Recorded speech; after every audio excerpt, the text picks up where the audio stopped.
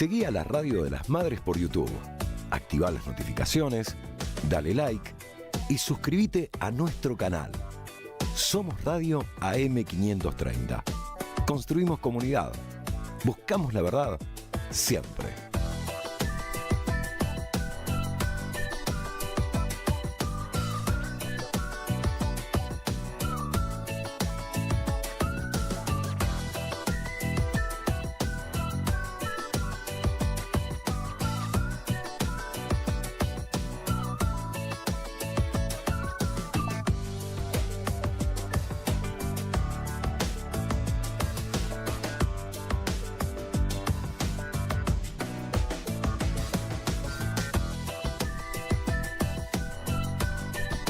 Somos Radio AM530. Construimos comunidad. Buscamos la verdad siempre.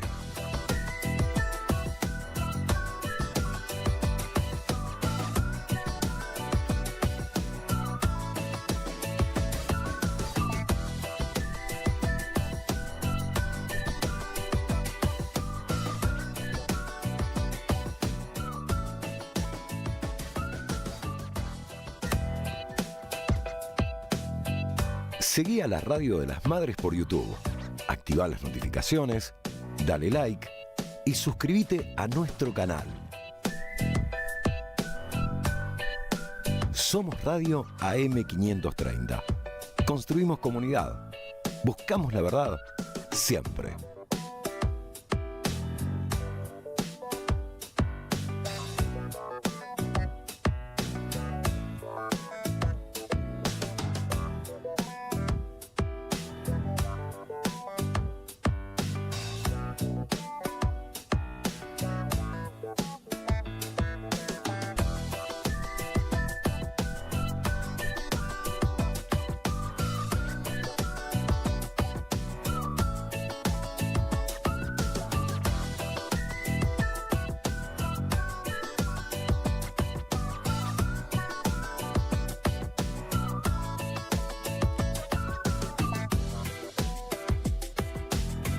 Y a ese montón que juntos somos, a este montón que juntos somos, si dejáramos de estar juntos ya no seríamos este montón. Le proponemos a partir de este momento, como todos los días, de 14 a 16 aquí en la M530, Somos Radio, la radio de Madres de Plaza de Mayo, un ejercicio cotidiano de imaginación. Ya saben ustedes, Eve Bonafini solía decir que al fin y al cabo de las cosas, la radio es un asunto que siempre nos funciona en el teatro de la mente. Entonces, si estamos en condiciones de sintonizarnos, de sintonizar nuestras imaginaciones, tal vez estemos cumpliendo con aquel sueño de ser todos uno y uno todos. Y ahora que en la era del streaming también es posible que nos veamos, los invitamos a todos a la experiencia conjunta, que al fin y al cabo siempre será aleccionadora y acaso salvadora. Nosotros imaginamos que tenemos un avión, que este avión cuenta con un pasaje nutrido, que son ustedes, y que sí, se ajustan los cinturones de seguridad y nosotros nos arreglamos para pilotear el vuelo, partiendo, elevándonos, mirando la realidad desde otra perspectiva, a lo mejor adquiramos nuevos anticuerpos para poder soportarla, nada más y nada menos que eso. Hoy vamos a comenzar el programa con una historia que tiene que ver con lo que a lo mejor no conocen o no conocemos y es parte de nuestra realidad. Todos los días millones de argentinos pedimos en panaderías, en confiterías, en bares, facturas argentinas. No sabemos que al pedir facturas argentinas de alguna u otra manera estamos participando de ritos del anarquismo que a fines del siglo XIX y principios del siglo XX fundó junto a los sindicatos de los panaderos, de los más combativos de todos los tiempos, un mundo en que todos nos movemos sin pensar dos veces. ¿Por qué creen que se llaman cañoncitos de dulce de leche, bombas de crema, libritos? Y en una sola denominación, para un solo producto, las bolas de fraile pueden ser suspiros de monja. ¿Por qué creen que se llaman sacramentos y vigilantes? Toda esa nomenclatura es una nomenclatura claramente anarca, si uno lo piensa dos veces. ¿Por qué se llaman cuernitos algunas facturas? Y estaba irónicamente dedicado ese mundo en que se bautizaban facturas diversas, que son en la mayoría evoluciones de lo que venía de Europa, al mundo de una militancia política. ¿Por qué los panaderos eran anarquistas? Bueno, en principio porque la característica del laburo, en un momento en que en la inmigración vinieron muchos militantes que buscaban acá, en un nuevo país, que las leyes estuvieran a la altura de las necesidades de la gente, involucraba un trabajo nocturno. Es decir, los panaderos, para que el pan esté listo y esté caliente a primera hora de la mañana, necesitan trabajar de noche. Y las características de ese trabajo nocturno les daba cierta anonimia, cierta tranquilidad, cierta distancia de las posibilidades que la ley se hiciera presente. Entonces, era normal que en las panaderías hubiese imprentas clandestinas y mucha agitación anarquista. Todo eso ha cambiado, como se sabe. Lo que no han cambiado son los sueños de países mejores, con luchadores por hacerlo, aunque a veces los poderes hoy son muy diferentes.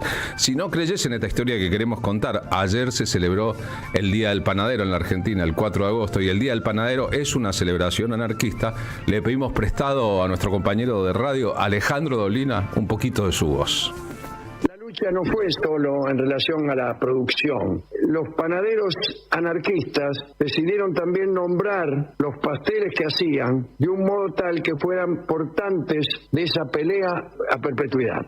El primer dato es que Argentina es el único país que le llama a las facturas. Y el término factura viene del latín facere, que es hacer o crear. Y el gremio usó la palabra como forma ingeniosa de llamar la atención sobre el valor del trabajo. Ni bizcocho, ni bollos, ni pastas, no, factura, es decir, hechura, laburo, acá hay trabajo.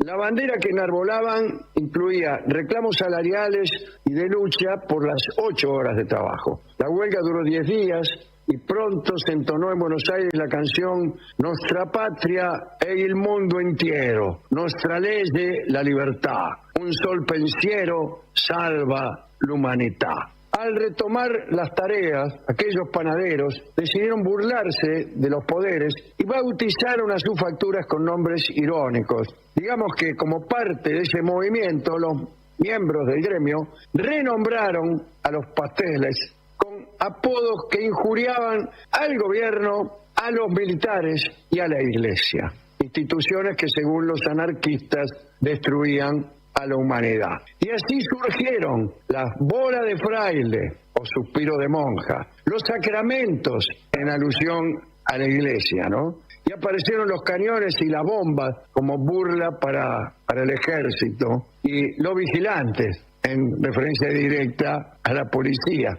Empezaron a hornearse unas pastas largas a las que se les llamó vigilantes. Algunos agregan otras alusiones no tan directas a favor de la educación, los libritos. Algunos dicen que la forma del pan de Cremona surge como un borde circular de letras A, símbolo del anarquismo, pero no lo veo tan claro eso. Ahí tienen una explicación a lo Dolina de esto que ha ido invisibilizándose, porque quien pide un vigilante en el bar de la esquina junto al café, a lo mejor ya no tiene ni la menor idea de la historia que hay detrás. Las ideas del anarquismo, el anarquismo original en la Argentina, el que llegó con esa oleada inmigratoria a un país lejano de las leyes, que en los años 30 y sobre todo a partir de los años 40 se convertirían en realidad, está en la historia de nuestra cultura. Carlos Gardel canta Pan. La luz de la aurora lo va a visitar. Quisiera que alguno pudiera escucharlo en esa elocuencia que la pena da. Esta historia del tipo que está preso por robar un pan. Y ver si es humano querer contar, mientras los dueños de los bancos por haber robado un cacho de pan. entretienen, dice otro tango, a Lulú con el champán. Ni piden más masitas, ni chiches, ni dulces. En todos los tangos de los años 20 y en los años 30, en muchos tangos de los años 20 y los años 30 está presente esta imagen de los anarquistas fluyendo hacia la cultura argentina. Este año se cumplen 90, por ejemplo, de Cambalache. Cuando en Cambalache Discépolo escribió: igual que en la vidriera irrespetuosa de los cambalaches se ha mezclado la vida, y herida por un sable sin remaches ves llorar la Biblia, junto al calefón estaba hablando de un rito anarquista. Cuando los extranjeros llegaban a Argentina, en general una asociación que bregaba por la expansión de la religión católica les regalaba a los que desembarcaban en el puerto ediciones importantes de la Biblia con papel muy finito. El gesto anarquista era llevarse la Biblia al baño y limpiarse con eso en el baño. Entonces la Biblia que llora junto al calefón, sin proclamarlo, está contando un rito anarquista. Limpiarse el culo con la palabra de Dios. Un vidrio, unos gritos, carreras, auxilio.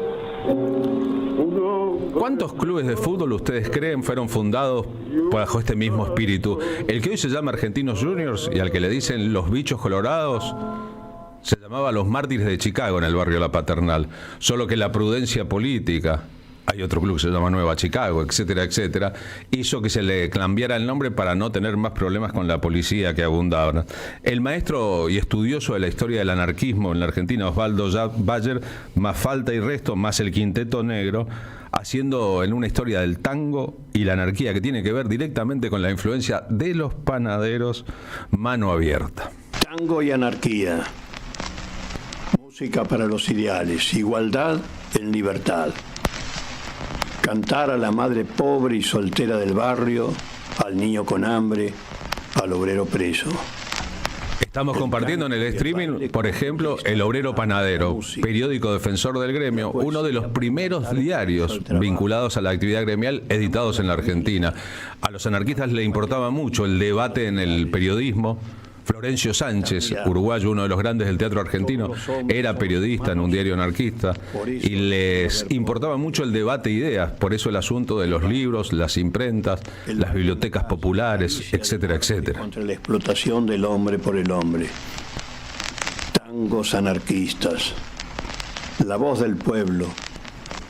Los mártires de la lucha cantados por las obreritas. La protesta en las calles.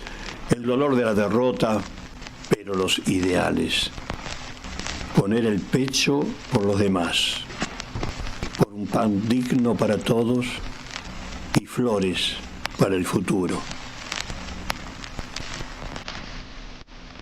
Así que cuando celebramos, conmemoramos, recordamos el Día de los Panaderos, como si fuese el Día de los Maquinistas Ferroviarios o de los trabajadores portuarios.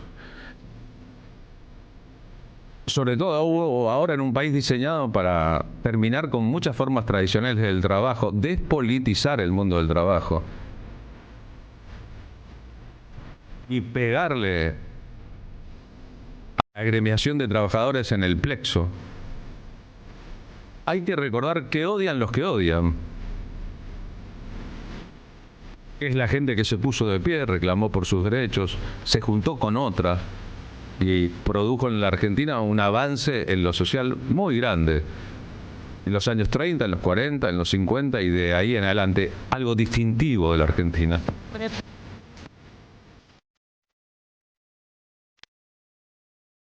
A lo mejor nunca pensaste en esto, a lo mejor sabes un montón.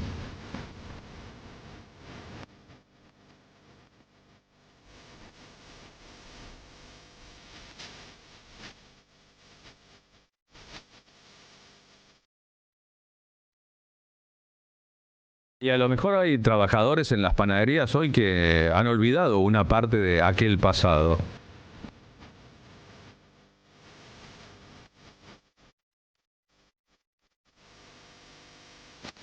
En la historia del tango, todos los tangos anarquistas fueron debidamente expurgados o puestos al costado del repertorio central.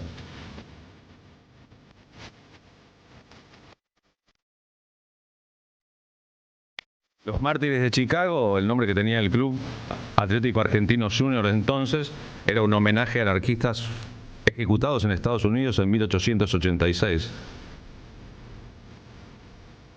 Y Mártires de Chicago era una línea del himno de los trabajadores del Partido Socialista en Italia.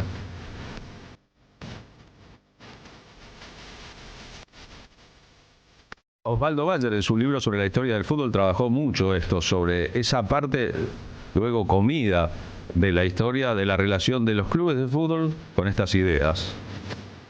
El personaje central se llamó Enrico Malatesta.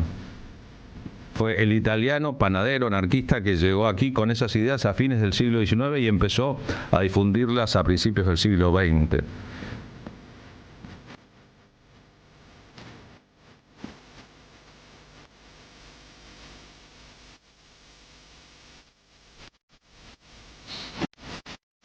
Hasta ahí, en general, los gremios eran socialistas. Malatesta y un compatriota que se llamaba Ettore Mattei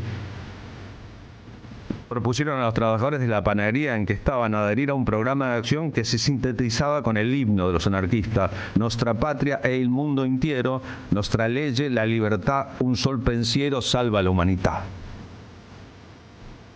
Primero se llamó la Sociedad Cosmopolita de Resistencia y Colocación de Obreros Panaderos, fundadas para lograr el mejor nivel intelectual, moral y físico del obrero y luego su emancipación de las garras del capitalismo.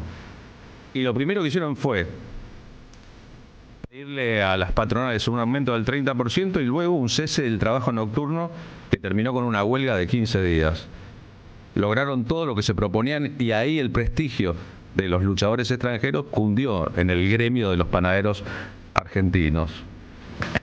Pero hoy la mayoría de los que consumen un vigilante, un cañoncito, una bola de fraile, un librito, ignoran esta historia.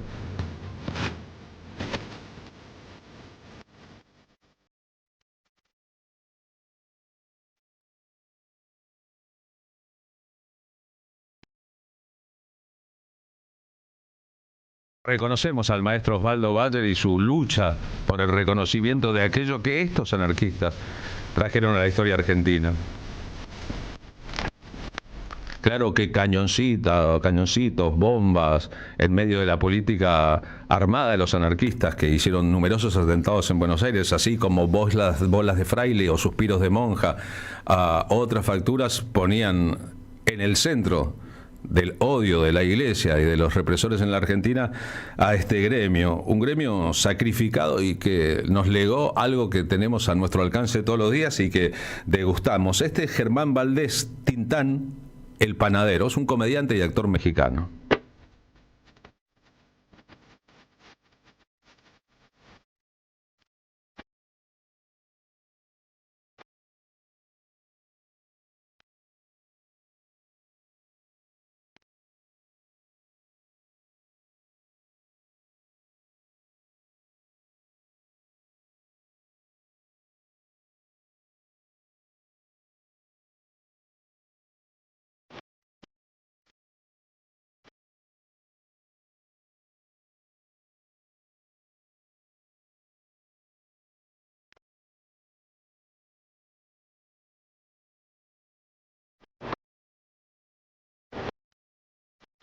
Pero tal vez el personaje favorito de la historia de los que miramos a los panaderos con simpatía en la Argentina sea un español, Juan Riera, que había nacido en Ibiza en 1894 y llegó chiquito en 1914 a la Argentina. Primero vivió en Tucumán, fue vendedor callejero de masas y luego en Salta, carpintero del ferrocarril. Pero en Salta, su panadería se convirtió en una verdadera institución.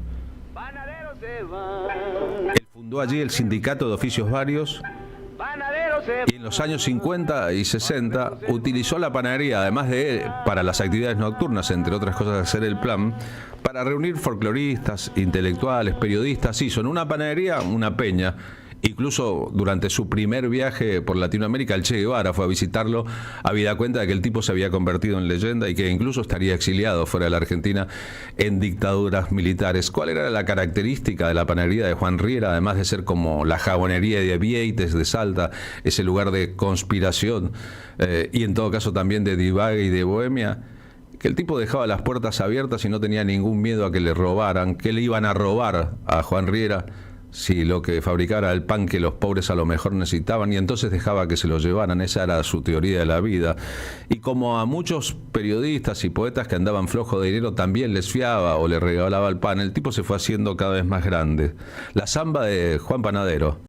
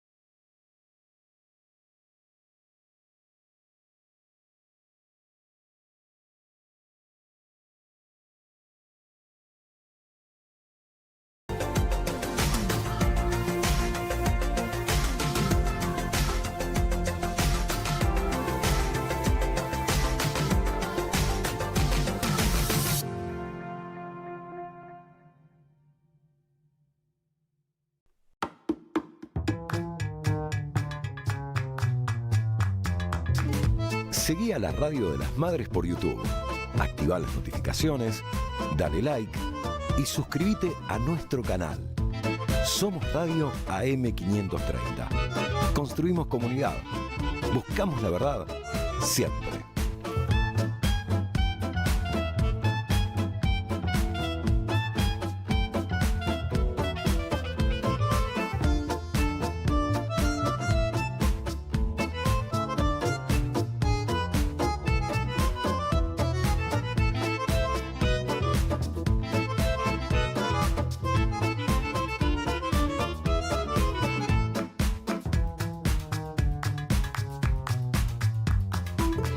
Seguí a la Radio de las Madres por YouTube.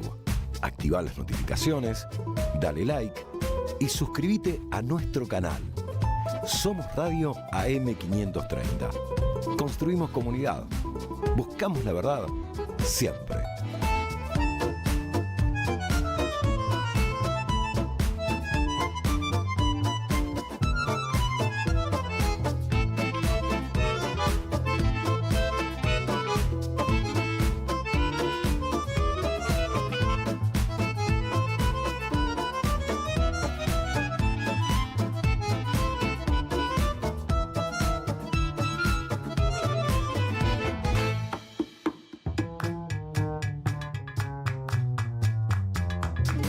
Seguí a la Radio de las Madres por YouTube. Activá las notificaciones, dale like y suscríbete a nuestro canal. Somos Radio AM530. Construimos comunidad. Buscamos la verdad siempre.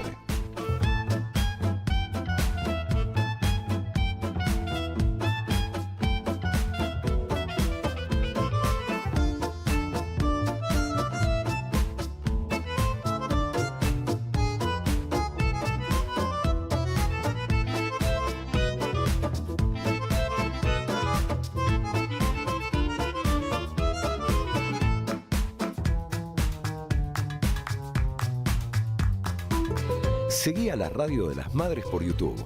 Activá las notificaciones, dale like y suscríbete a nuestro canal. Somos Radio AM530. Construimos comunidad. Buscamos la verdad siempre.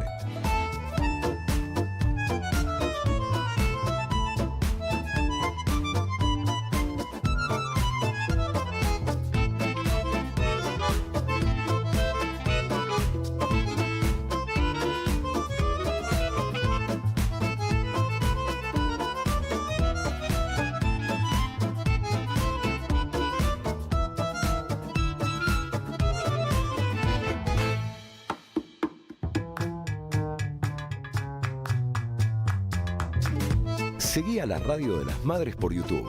Activa las notificaciones, dale like y suscríbete a nuestro canal.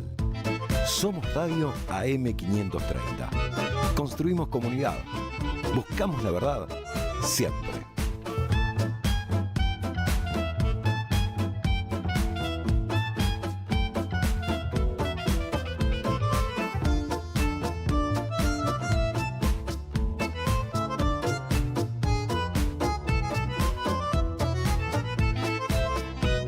A las 14:26, Marina Gresser, ¿cómo le va? Buenas tardes, Carlos. Saludo también a mi amigo Fede Trevisan Panadero después de tu hermoso editorial.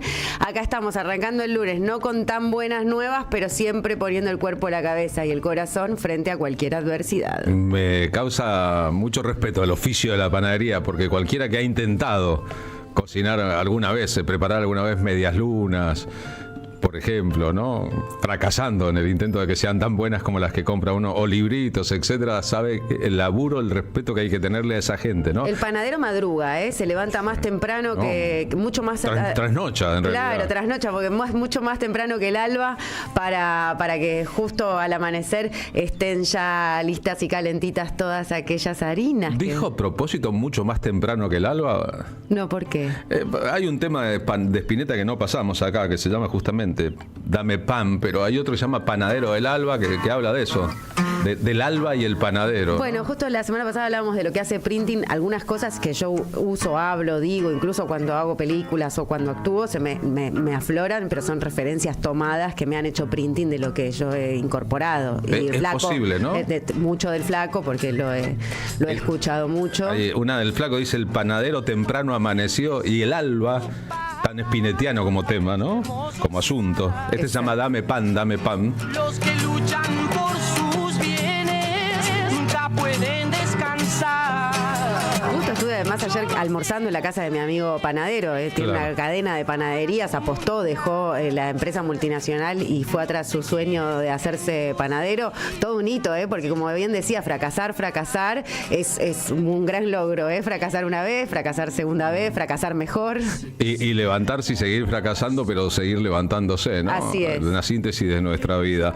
A mí me causa mucho respeto lo que en el oficio se llama el maestro panadero, que es el que hace la factura, no el dueño de la panadería, que es otro asunto. El dueño de la panadería hace su negocio, pero necesita de un maestro panadero, es decir, que alguien que tenga la orfebrería para sacar buenas medialunas. Bueno, pero ojo que mi amigo es tiene un socio, pero él es el panadero. Claro, digo, el que es el panadero, el que sabe amasar el pan, que es lo más fácil de todo, pero el que puede hacer lo que llamamos buenas facturas, Ese es el que mejor. ese es el superhéroe de nuestras vidas. Total, Carlos, el que sabe hacer buenas facturas. Si nosotros como monotributando hacemos facturas a lo loco, Sí, A, B y C, más o menos, pero yo hablo de lo que aquí llamamos factura. Ahí Dolina explicó por qué vienen de factum, del latín de hacer. Eso demanda mucho laburo. Después uno se lastra una medialuna rellena con dulce leche, espolvoreada con azúcar impalpable, en 15 segundos y dice dame otra. Pero si supiera la cantidad de horas de trabajo por persona que lleva eso.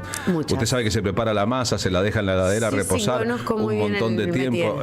No es tan fácil, y ni digo hacer una buena palmerita o una buena masa filo, que eso, todo eso es un trabajo invisible para el consumidor, pero que debería merecer respeto. Sí, sin duda respeto, y también felicitamos a todos aquellos, me incluyo en la lista de los que se levantaron hoy diciendo voy a suspender las harinas porque entro Claro, en la dieta del lunes, hoy el es lunes empiezo la dieta. Hoy es lunes, ¿no? Suprimo los farináceos y los hidratos de carbono. No lo logré, me comí mi librito este mediodía como Dios manda o como manda el anarquismo.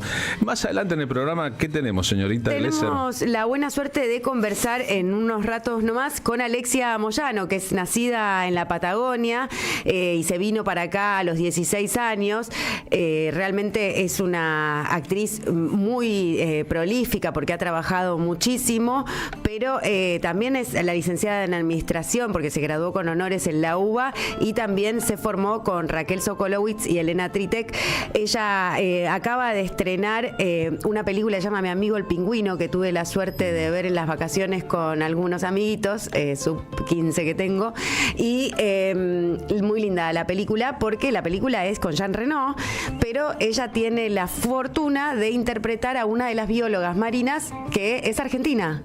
Así que es una historia muy linda, como todas las historias de pingüinos, hay muchas, pero los pingüinos son un animal muy particular, con bastantes características que los humanizan en algún punto, ¿viste? Tienen una historia como cuando eligen el amor y como cuando... Tienen parejas por siempre. Exacto, y también es el hombre que se queda empollando los huevos. Mientras la hembra va a buscar la comida. Claro. Así es. Bueno, así que ella nos va a estar contando de esta película de Jean Reno, Mi amigo el pingüino, que es de origen norteamericano, hollywoodense, y que ella tuvo la suerte de participar en esta película internacional. Hay muchos documentales lindos, hay una de la historia del pingüino disidente, ¿no? Que Adrián Caetano puso en el comienzo de su película sobre Néstor Kirchner, de su documental. El pingüino que mientras todos van para allá, empieza a caminar para allá y no se sabe por qué. Sí. ¿Por qué va para otra parte el pingüino? El pingüino que elige el camino distinto. A Néstor le decían desde temprano en la Patagonia el pingüino. Usted dijo que es nacida en la Patagonia. En toda la Patagonia en general existe la nomenclatura NIC, N-I-C, nacido y criado en la Patagonia, para diferenciarse del que vive en la Patagonia, pero no fue criado ni nació en la Patagonia. No, ella es NIC patagónica, digamos. Claro, después a los 16 se instaló en Buenos Aires y esto que te digo, se graduó con honores en la UBA como licenciada en administración, pero es una actriz muy prolífica, Digo, no solamente se formó con Sokolowitz y Elena Tritek, sino que también estuvo estudiando en Francia, en París, en el Teatro de Bertolt Brecht y en el Conservatorio Nacional Superior de Arte Dramático de París. Y bueno, vino acá y acá se desarrolló como actriz en un montón de películas, teatro y tele. Jean Reno, si no lo recuerdan, es el actor del Perfecto Asesino, entre otras películas muy importantes, el protagonista de esta película. A las 14:33 nos vamos rumbo al móvil 1 de la radio. Martín Suárez, buenas tardes, ¿cómo va? ¿Cómo te va, Carlos Marina? Con frío hoy, hay vientito aquí en la ciudad de Buenos Aires, cielo cubierto, dicen que va a llover, ahora parece que no, dio marcha atrás, pero todo podría llegar a pasar en esta ciudad de la furia. Vamos a hablar de un tema que vino ocurriendo hace 3 semanas consecutivas, Carlos, que habrán visto, ¿no?, en algunos medios de comunicación, porque son muy poquitos los que lo transmiten. Hubo muchos desalojos en la ciudad de Buenos Aires. Los más recordados son el que ocurrió en el edificio de Avenida Entre Ríos al 2000, donde desalojaron a 15 familias, y el último que fue el que ocurrió en el barrio de La Boca, en el inmueble de Pedro de Mendoza y Necochea.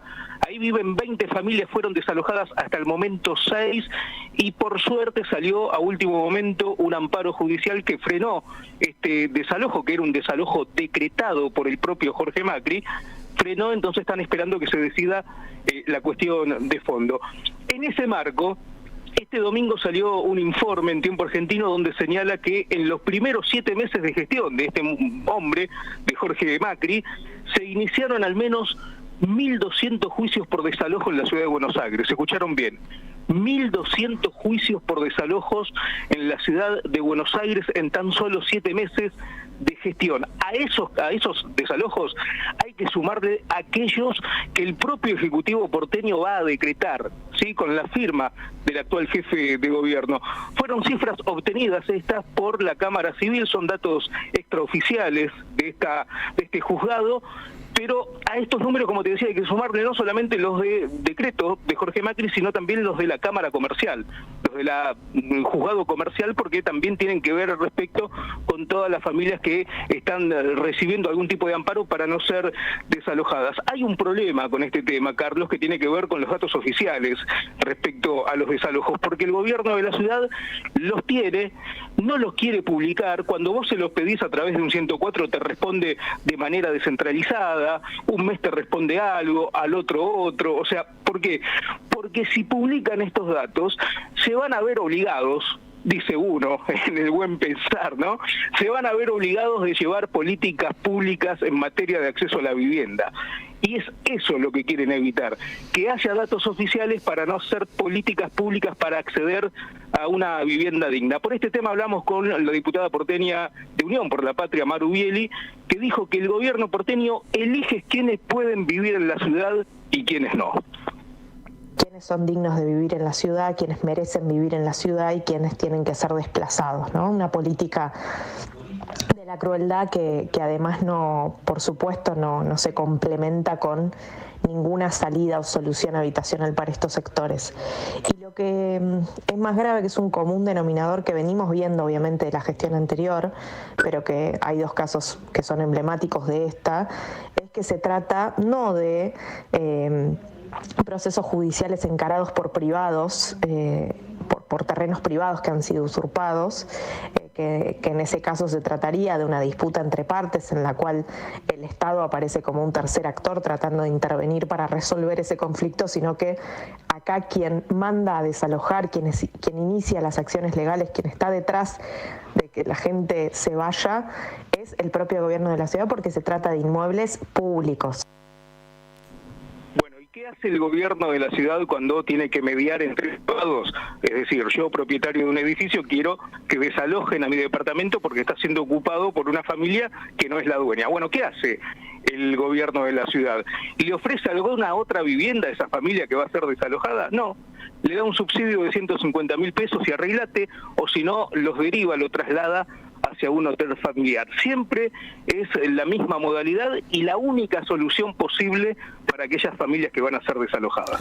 En medio de la ola de frío en la ciudad de Buenos Aires y de los nuevos muertos que ocasionó, hubo un veranito ahora, lo que se llama un veranito de San Juan en el mes de agosto, pero está volviendo al frío. Estaba recordando la historia del edificio Marconetti, ¿no? Ahí frente al Parque Lezama, que fue un edificio histórico que fue el primer alojamiento de squatters en la Argentina en los años 80, 90, un edificio que fue abandonado, que sé yo, y que durante mucho tiempo era como una especie de pensión de artistas y de gente muy creativa, donde vivieron nombres propios muy importantes, que también fue demolido hace poco, seguramente con el derecho del lado del gobierno, pero con la impiedad de no pensar qué pasa con la gente que por distintas cosas, distintas situaciones, vive en estos lugares, ¿no?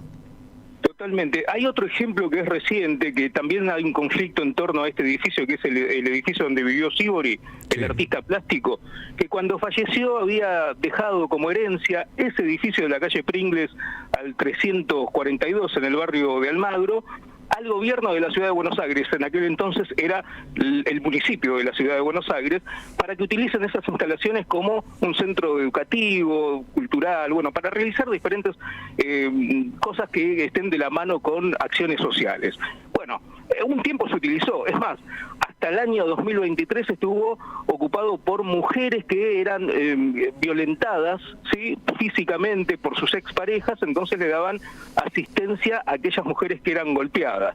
El gobierno de Horacio Rodríguez Larreta las desalojó violentamente de ese edificio, y hoy por hoy la comunidad educativa está pidiendo que pongan un jardín de infantes en Pringles 342, situación que seguramente en las últimas horas, si hay buena voluntad política, puede llegar a buen puerto. Esperemos, porque pasaron muchos años, Carlos. Sí, está claro. Hablando de Horacio Rodríguez Larreta, debutó como columnista del diario Clarín, ¿o fue una excepción la nota publicada ayer en Página Impar, muy adelante en el diario, con una fuerte crítica al gobierno de Javier Milei, al lado de lo que dicen los mileístas e incluso los macritas, bregando por el desarrollo y criticando a la ultraderecha en el poder y al anarcocapitalismo? Rodríguez Larreta parece diferente a aquel hombre que gobernó la ciudad de Buenos Aires durante 8 años, ¿no?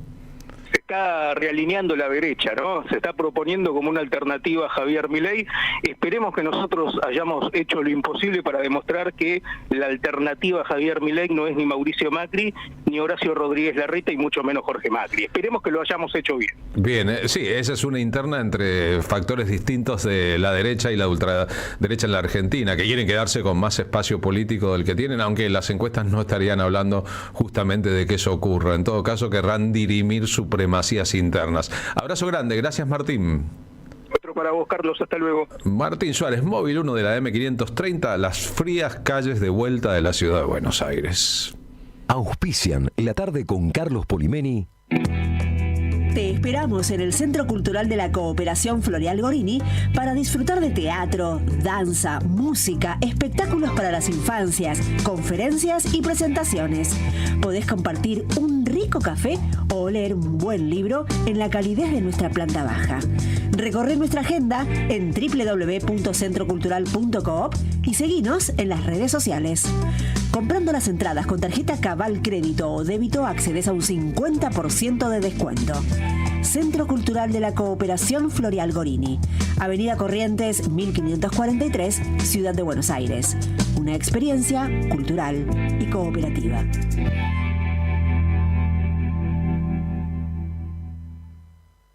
La Municipalidad de Pehuajó sigue inaugurando obras en 2023. Cierre del primer basural a cielo abierto de la provincia de Buenos Aires. Nuevo complejo ambiental. Jardín 919. Centro de Atención Temprana Dr. Ferreira. Complejo cultural. Nueva guardia del hospital. Más de nuevas 200 viviendas. Pehuajó. Gestión Pablo Javier Zurro.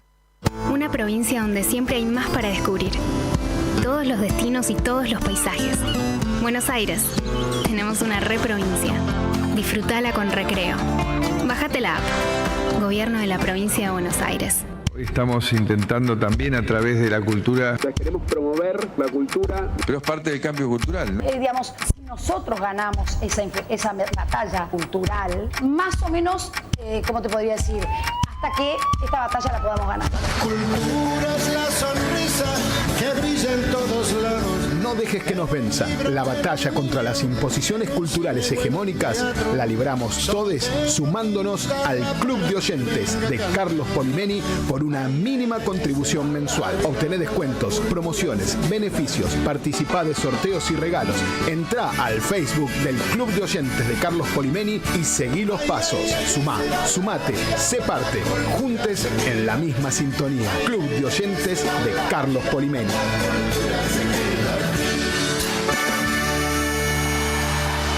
Somos Radio AM530. No a la intervención de la Universidad de las Madres. Intervenir la universidad es cercenar los derechos humanos, atacar el derecho a la educación pública, violar la autonomía universitaria. Defendamos la universidad. Eso la universidad. Nació grande como nuestros hijos, hermosa y libre, absolutamente libre, como nacieron ellos. Y hoy aquí le cortamos el cordón y se le entregamos a ustedes. Banquemos a las madres. Ni un lápiz menos, ni un paso atrás. Alimentos cooperativos. Producción y comercialización de productos cooperativos y de agricultura familiar. Envíos a todo el país. Por pedido, envía tu mensaje al 11 34 31 2928. Seguinos en Instagram como @alimentos cooperativos. Necesitamos la energía para vivir. Aprendamos a cuidarla. Ingresá en edenor.com/consumo. Seguí nuestros consejos para disminuir tu consumo y ahorrar en tu factura. Seamos conscientes. Valoremos la energía. Edenor, 30 años de energía argentina en evolución. AM530 Somos Radio. Buscamos la verdad siempre.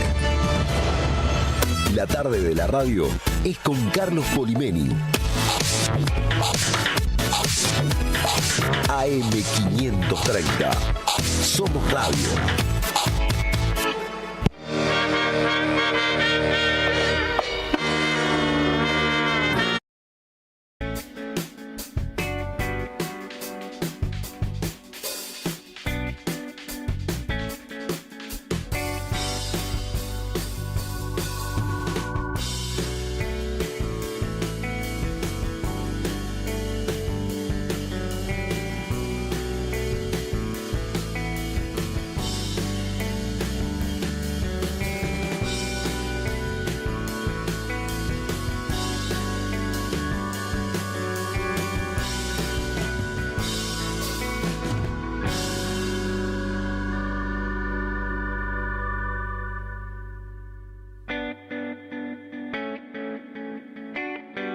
Seguí a la Radio de las Madres por YouTube. Activá las notificaciones, dale like y suscríbete a nuestro canal.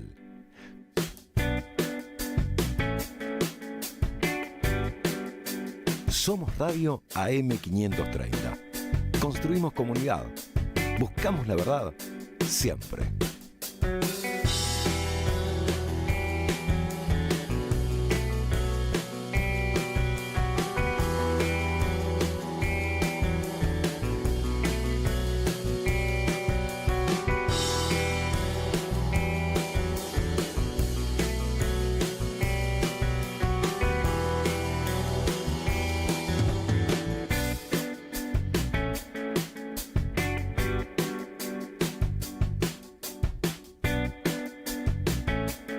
Seguí a la Radio de las Madres por YouTube. Activá las notificaciones, dale like y suscríbete a nuestro canal. Somos Radio AM530. Un gusto y un festival de Monterrey, no sé, todo eso junto, un montón de cosas. Vamos a reunir en el estudio de la radio, hemos reunido un esfuerzo de producción a 2 bandas argentinas de jazz o 2 bandas de jazz argentino, no lo tengo muy claro. Daniel Romano de la Antigua Jazz Band, ¿cómo va? ¿Qué tal? ¿Cómo te va, Carlos? No trajo la tuba. No traje la tuba. Pero cuesta traer la tuba a la radio, ¿no? Un camioncito necesito. Bien, la Antigua empezó a tocar en 1968. Exactamente. O sea que tienen un montón de tiempo. 56. ¿Cuántos integrantes tiene hoy la Antigua Jazz Band? En este momento somos 13. Y la decisión en los años 60 de tocar los estilos antiguos del jazz, por decirlo de alguna manera, los años 20, 30, ¿a qué obedeció? Es una corriente musical que se impuso, digamos, en las modas de la época de la década del 20 y el 30, el jazz afroamericano influyó en Buenos Aires junto con el tango. Claro. Lo que pasa es que el tango progresó de una determinada manera, pero el jazz prendió también. Típica de jazz. Exactamente. En los bailes. En los bailes era eso. Y después, bueno, se fueron dividiendo las distintas corrientes jazzísticas, el Dixieland, el hot jazz. Después, bueno, con el tiempo el bebop, el free, todo eso. Pero bueno, acá aprendió mucho el hot jazz. Entonces, lo que se llamaba típica era el jazz tradicional, digamos, el jazz negro. Y eso tenía mucho que ver también con las primeras formaciones de tango, que era el jazz orillero, como el tango orillero, de los suburbios. Es lindo contarlo, hay músicos que sintetizan en su propia historia, Oscar Alemán entre ellos, por ejemplo, esa confluencia de cosas, ¿no? Sí, totalmente. Bueno, Oscar fue un grande, aparte anduvo por el mundo, fue el arreglador de Josephine Baker, por ejemplo. En París en los años 20. Sí, y él entonces lo quería llevar a tocar a Estados Unidos. Claro, pero antes fue guitarrista de grabaciones de tango en la Argentina, totalmente, incluso tocó con Gardel, sí. Por dar un solo ejemplo. Por el otro lado, los Cuatro Vientos, que como no son 13 sino 4, Julio Martínez, ¿cómo le va? Buenas, ¿eh? Muy buenas tardes, un placer estar aquí. Los voy a ir mencionando por orden de edad, ¿le parece bien? Por eso empecé por usted, Julio Martínez. Muy bien, el más joven. Julio Martínez en el saxo, más elegante. En el saxo barito, ¿no? El único que pasó los 60 largos. Largos, yo te diría que más también. Yo creo que hablar de las edades es insultante, así que no lo voy a hacer con usted. Me estás haciendo poner colorado, no se ponga. No sé, señor, por orden de edad debo ir a Leo Eras, ¿cómo le va? ¿Cómo sabe que tengo un poco menos de años que él? Bien, el desarreglador de esta banda de Cuatro Vientos. Diego Maurici, el maratonista de la banda, ¿cómo le va? Triatleta. Disculpe que lo corrija. ¿Qué son nadar, correr y bicicleta. Y todo eso junto. Todo eso junto. ¿Y no cansa? Es hermoso, sí, cansa. ¿Está prendido a los Juegos Olímpicos así? Sí, los he seguido. Ahí a Romina Baggioli, que fue nuestra representante en el triatlón. ¿Y cómo le fue? Bastante bien, muy bien. Terminó en el puesto 17, creo. Pero bien, un nivel. Hay gente que hace 7 deportes, ¿no? Heptatlón. Claro. Usted hace 3. ¿El que hace 7 veces deportista? Porque uno que hace uno solo y va a los Juegos Olímpicos es un gran deportista. Son 7 disciplinas, no es fácil, es como ser multiinstrumentista. Claro, o es un indeciso, ¿no? Claro, también eso puede ocurrir. Más o menos así. Iván Andrioni, el Benjamín, ¿cómo le va? Buenas. Buenas tardes. ¿Qué siente con estar con gente tan adulta en derredor haciendo este grupo? Es un aprendizaje constante. Los Cuatro Vientos empezaron a tocar ¿en qué año? En el 87. 87, es un montón de tiempo. El asunto asunto es así, la antigua Jazz Band y los Cuatro Vientos van a confluir en un espectáculo el sábado 10 de agosto a las 9 de la noche en ND Teatro, que queda en Paraguay 918, Paraguay y Suipacha. Las entradas están en venta por PlateaNet. Nacieron con 20 años de diferencia y expresan, digamos, dos tendencias distintas dentro del panorama del jazz en la Argentina. ¿Existe el jazz argentino?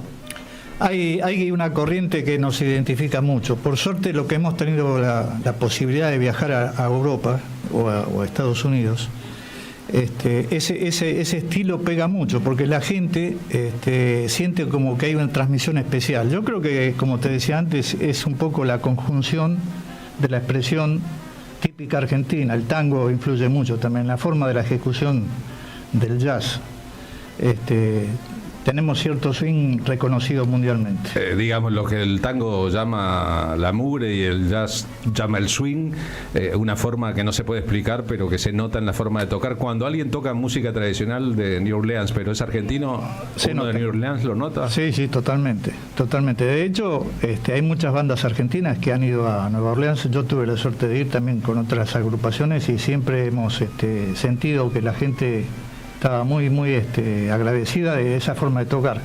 Es más, Harry Carney, que fue un saxofonista de la banda Ellington, cuando tocaron en la década del 70, que ya Ellington había fallecido, vino a tocar a Buenos Aires y dijo que él tuvo que recorrer todo el mundo y en Buenos Aires se dio cuenta que tocaban la música que él había tocado de joven con Ellington. Claro, le pasó a Paul González, a Willy Crook, claro, también, entre otros. Y eso no es poco decir, porque bueno, es una forma de transmitir. Esa escena es en la que estaban el Gato Barbieri, Lalo Schifrin y el Mono Villegas, entre otros. O sea, había unos nenes acá. Ay, sí, claro.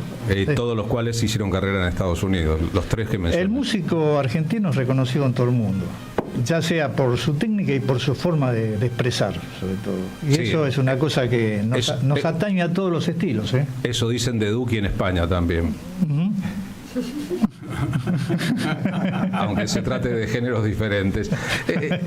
¿Quieren tocar en vivo un poquito, amigos de los Cuatro Vientos? Vamos, Los Cuatro Vientos, el único grupo de jazz que voló haciendo La Tempestad de Shakespeare por los cielos del Teatro San Martín, ¿no? ¿Usted voló? ¿Usted se puso los arneses? ¿Leo era así? Sí, ¿usted estaba ahí? ¿Y qué sensación? Volar interpretando Shakespeare. No lo vuelvo a hacer más, menos a esta edad. Parecía no lo permite. Mezcla de La Guarda con Cuatro Vientos. A ver, van a tocar. Yo lo miraba a Julio, al más experimentado. Al más veterano, cómo se tiraba y me daba miedo verlo. Como Tarzán, así. Y con este saxo que tiene acá, ¿qué es el que pesa ahí? Nunca me dejaron tirarme con los instrumentos y tocar mientras volábamos por el aire. No te lo hubiera cubierto el seguro.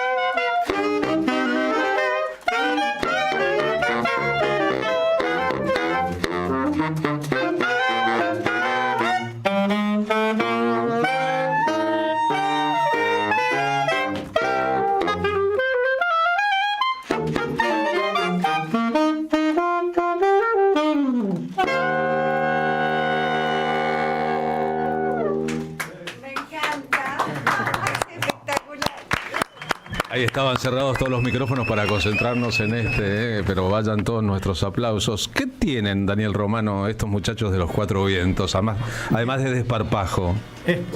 No sé cómo decirlo, frescura, una idea muy buena de ensamblar 4 cañas, pues no es habitual conjuntos. Generalmente para orquestar algo así hacía falta que sea un bronce, por ejemplo, la trompeta, un trombón, un contrabajo, una tuba, pero acá son 4 cañas y vos fíjate que suenan como distintos tipos de instrumentos. El clarinete, el alto, tenor y barítono hacen justamente los 4 vientos que orquestan y suena esto.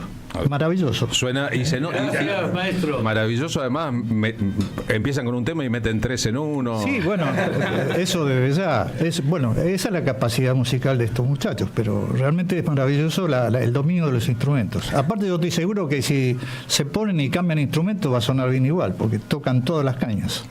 Bueno, es un buen elogio. ¿Qué tiene la Antigua? Te pregunto como el más experimentado en la escena del jazz, Julio Martínez. ¿Qué tiene la Antigua Jazz Band que los lleva a unirse en un espectáculo? ¿Qué te parece a vos? La Antigua primero tiene todo ese sonido tradicional y característico de la época. Yo era chico y ellos ya eran grandes. Chico musicalmente, digo, ¿no? Porque yo empecé de grande y realmente siempre los admiré. Es más, el primero que fue baritonista de Cuatro Vientos tocó en la Antigua un tiempo. Después y yo siempre lo admiraba y lo mencionaba. Mira, tocaba en la Antigua. Es lindo que la marca, la Antigua, o incluso los Cuatro Vientos, ¿no? Permanezca independientemente de que sean o no los mismos intérpretes. Eso es interesante, es que hay un estilo, ¿no? Hay un estilo y hay seguramente un proyecto en común y hay vida. Hay vida musical. Si no, uno cortaría y estaría haciendo otra cosa con otros proyectos. Y lo bueno es que hay gente joven que se suma. En el caso nuestro con Iván, anteriormente, hace 20 años atrás, era Diego que se sumó. 20 años, ¿no? Ya, más, 24. Y vos sabés que con la Antigua, yo tuve un alumno hace muchos años en el Conservatorio Julián Aguirre, Sebastián, que hoy es parte de las filas de la Antigua, Sebastián Marcial Álvarez, que está ahí con el saxo alto y clarinete, y que yo lo tuve de purrete en el conservatorio, era joven y muy entusiasta y muy estudioso. Y la verdad que fue una alegría volver a encontrarlo y encontrarlo ahora arriba de un escenario y compartir. Con un buen trabajo. Sirve bien para tocar marchas militares, ¿no? Marcial. Este muchacho Marcial hizo un arreglo para esta ocasión, para la Antigua y Cuatro Vientos, de Libertango. Es decir, que el público que vaya a escuchar... en el caso de Cuatro Vientos es característico que tocamos piazolemos, que hagamos milonga, tango, folclore, pero la Antigua habitualmente no hace ya, pero en esta ocasión va a ser un tema que es Libertango, que lo arregló Sebastián Marcial Álvarez. Es bueno decir que en el repertorio va a haber obras de Duke Ellington, de George Gershwin, acaban de escuchar un pedacito de una, de Mar Rainey, de Carlos Gardel y Lepera, de Henry Mancini, de Joseph Meyer, entre otros. O sea, hay de Leo Heras. Hay de todo un poco. De Leo Heras aquí. De Leo Heras también una obra. Es un aire de chacarera que se llama Pa' que bailen. Pa' que bailen. Y es chacarera, ¿no? Porque parece nombre tanguero, ¿no? Pa' que bailen los muchachos. Lo que pasa es que Leo Heras también es como que orilla por los distintos géneros y estilos. Entonces... Sí. Ahora está tímido y permanece mudo. ¿O será que pobrecito, yo le voy a decir a toda la audiencia, el esfuerzo que hizo tiene una contractura muscular en la espalda realmente que lo hace estar calladito, pobre. A lo mejor es parte de esta era. Me tiene más corto. o se ha puesto a un costado porque sabe que yo en algún momento les voy a preguntar ¿cómo están viviendo el gobierno de Javier Milei? Qué lindo todo. Qué lindo todo. ¿Cuándo se termina? Es lo único que me preocupa. ¿Cuándo se termina? ¿Cuándo se termina? Y técnicamente faltan 3 años y 4 meses. Lo que me angustia más no es el gobierno de Milei solamente, lo que pasa con la justicia. Claro. Con la injusticia. Lo que pasó en Córdoba ayer, hace mucho que no pasaba. El asesinato de la madre de un desaparecido después de que pero fue directamente porque de un ex en el caso de Julio López no apareció, lo secuestraron. Pero acá la asesinaron y dejaron carteles, no es joda. Cumpliendo con amenazas previas. Exactamente, entonces me parece que lo que estamos viviendo es muy duro. Se me quiebra la voz. Bueno, es que es natural porque no es el país que nosotros soñamos o aquel que tuvimos y merecimos, por otra parte, ¿no? Sí, es violento, genera violencia. Toda la injusticia que estamos viviendo. Y no estoy hablando del gobierno de Milei, ya viene de hace rato. Sí, claro. El gobierno de Milei es una consecuencia de cosas que pasaron o no pasaron antes también. Un poder judicial que no ha hecho nada. Un poder judicial que no ha hecho nada para evitar que esto, para que no ha, ¿cómo se dice? Aplicado la justicia, no lo ha hecho. Ni más ni menos. Por eso está bárbaro lo que, a mi juicio, ¿no? Lo que está haciendo AMLO en México. Claro. O que quiere hacer. Yo quiero elegir a los jueces. Yo también. Como ciudadano. Bueno, se hace en la mayoría de los países civilizados, incluso los muy capitalistas, ¿no? Hay que democratizar la justicia porque no puede ser un poder vitalicio, porque envejece mal. Y es bueno hablar de esto porque podemos quedarnos todo el día escuchando jazz y nos encanta y hermoso el espectáculo que van a hacer y qué lindo que esto fuera. La música y el arte es otra cosa. De golpe yo puedo encantarme la música, el jazz, que uno dice, sí, me encanta el jazz, está bárbaro. Además, como recién contaba, en sus comienzos viene del lumpenaje, del orillero. Después la cultura lo toma y el capitalismo lo toma, hagamos grabaciones, me quedo con los derechos de autor, como le pasó a Count Basie, por ejemplo. Bueno, de hecho que los afrodescendientes llegaran a tocar los instrumentos que ahora ustedes tocan tuvo que ver con que se apropiaron de instrumentos que no eran suyos, en general de los muertos en las guerras, de las bandas militares que acompañaban a los ejércitos. Hay toda una historia sabemos de dónde viene la música, ¿no? Leroy Jones, que es un gran crítico de jazz, decía que lo pueden pintar como quieran, pero el jazz será siempre el género de la música de los oprimidos, que nació de ahí y tendría que representarlos de alguna manera. Después divirtámonos todos y no pasa nada. Y el rock and roll y el hipismo también, de alguna manera. De una forma u otra, ¿no? Igual, más que divertirnos, yo creo que celebramos la vida y celebramos estar unidos.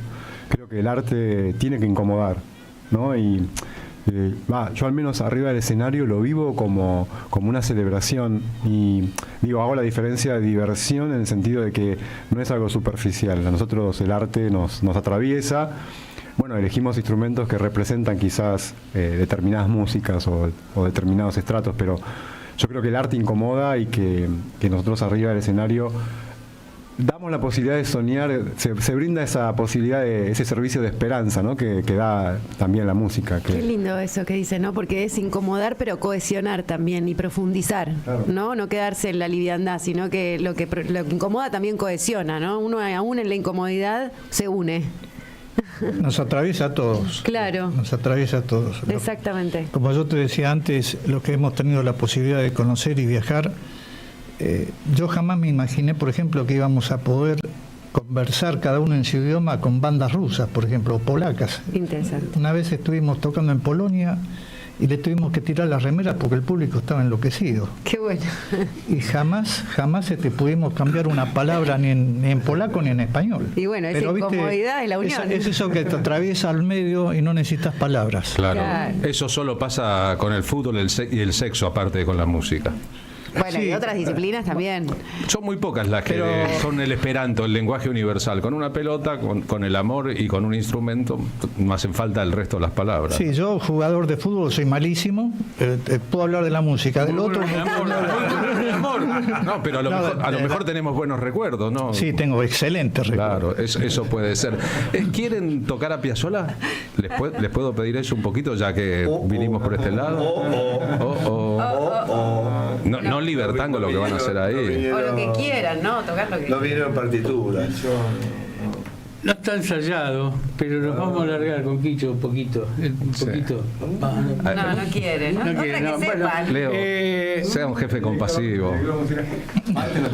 Sea bueno. Yo no me acuerdo nada casi. ¿Quicho cuántas veces no lo tocamos? Sí, hace 2 años. Si no vieron nunca un espectáculo de Cuatro Vientos, es un grupo muy divertido. Es un grupo con un carácter lúdico, infantil. Pueden debatir, parar, bailar, tocar rock, hacer muchas cosas diferentes. Y de memoria. Y de memoria, bueno, sí. Entonces que a veces la memoria falla. Vio que con las otras dos cosas de las que hablamos también se puede hacer de memoria. Sí. Porque el cuerpo tiene una memoria.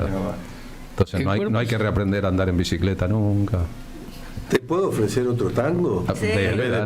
Dale, si traje tanto, pues, yo no quería traerles un problema, ¿no? José Pascual. Tengo que cambiar instrumento, un así que tango, un segundito. Un tango que ahora Diego Maurici va a ilustrar un poco quién era el músico que los espectáculos lo habría con este tango que vamos a hacer ahora. A ver, y se va y Mauricio. Me dejaron solo, pero el señor Pugliese, Don Osvaldo, sí. Adoraba comenzar sus espectáculos con este tango que se llama Arrabal de José Pascual. Bien, y tienen que cambiar los instrumentos de verdad. Daniel Romano tenía razón. Mientras los muchachos preparan una micro anécdota de Don Osvaldo, yo tuve la oportunidad de charlar varias veces con Pugliese porque él venía a ensayar donde yo trabajaba, en una sala de ensayo. Como la mayoría de la gente que iba a ese lugar escuchaba jazz, teníamos una bandeja pasadiscos y discos de jazz todo el día. Y una tarde aparece Don Osvaldo y nosotros estábamos escuchando un tema de un pianista famoso que era Jerry Roll Morton. Entonces se paró, entró a la oficina, permiso, dice, ¿quién es ese pianista? Mire, maestro, se llama Morton. Dice, qué interesante. Dice, ¿usted me podría prestar el long play? Sí, cómo no, se llevó el long play. A la semana siguiente volvió y habló maravilla. Dice, la verdad nunca lo había escuchado. Maravilloso lo que es este hombre, maravilloso. Y bueno, y después empezó a escuchar un poco más de jazz tradicional. Qué bueno, ¿no? Así que bueno, en homenaje a Pugliese. ¿Los tubatango siguen tocando o no? ¿No existe más? Estuvieron tocando hace unos años. Yo en este momento no tengo idea si están tocando o no. Pero hubo una cosa curiosa. Acá hubo un tubista muy, muy bueno, que fue mi profesor, que se llamaba Carlos Balmaceda, que tocaba en la Porteña, excelente tubista, a mí me enseñó muchísimo. Y curiosamente, en los tubatango, uno de los tubistas también se llamaba Balmaceda. Yo siempre había pensado que era él y no tenía nada que ver. O sea, que dos tubistas se llamen igual es raro, no hay tantos tocadores de tuba o tubistas. Qué lindo ser tubista en Buenos Aires. Ahora sí pueden tocar un tango. Qué quilombo que les traje, ¿no? Tuvieron que ir a buscar las partituras, armarlas. Es que tienen que leerlo. Dale. Si la vamos a hacer, la vamos a hacer. ¿Ves por qué no traje la tuba? Si no, hasta mañana yo no podía tocar. Nombraste a Balmaceda y a la Porteña, y yo empecé a los 9 años con los hijos de Ignacio Massanti. Claro, el negro Massanti, gran amigo. Claro, los hijos del negro fueron mis primeros compañeros de mi primera banda, que se llamó Dirty Hands. Sí. Y hacíamos ahí. Mirá, el negro Massanti. Yo la última vez lo vi en Barcelona. Los Cuatro Vientos con nosotros, sábado 10 de agosto a las 9 de la noche en el Teatro Antigua Jazz Band, más Cuatro Vientos, un espectáculo en que confluyen dos grupos legendarios.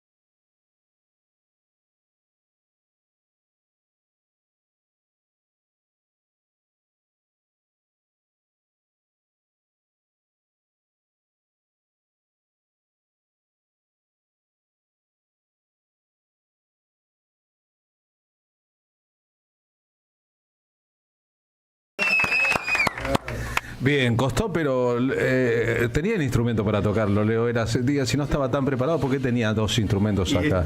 Bueno, este es el soprano. Sí, y recién estaba tocando está clarinete. La familia, y antes estaba con el clarinete. ¿Van a ensayar ahora ustedes? Venimos a ensayar, Bien. Por eso lo quise leer, porque cuando lo ensayamos lo toqué mal.